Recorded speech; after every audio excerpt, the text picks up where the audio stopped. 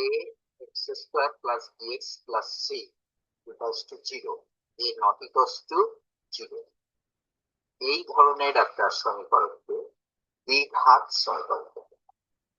এই সমীকরণের যে সলিউশন অর্থাৎ এক্স এর যে ভ্যালু, সেই ভ্যালুটা আমরা শিখর আচার্যের সূত্র বলে জানি, এবং সেটা হচ্ছে x equals to minus B plus minus root over B square minus 4ac divided by 2a।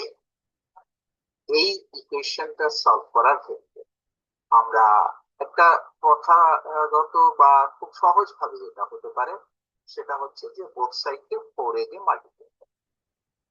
Second স্টেজে আমরা দেখলাম যে 4a দিয়ে মাল্টিপ্লাই করার পর একটা বি স্কোয়ার টার্ম যদি ভার করে নেওয়া যায় তাহলে আমরা একটা স্কোয়ার টার্ম লেফট হ্যান্ড সাইডে একটা করে নিতে পারবো, প্লাস যা হয় সেটা থাকছে।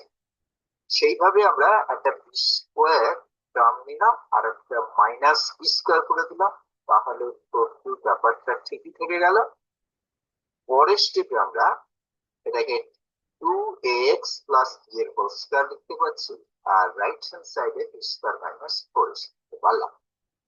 এবার এটা যদি স্কোয়ার রুট নিই তাহলে আমরা 2ax প্লাস b সমান root over plus minus root over B square minus 4ac পাচ্ছি।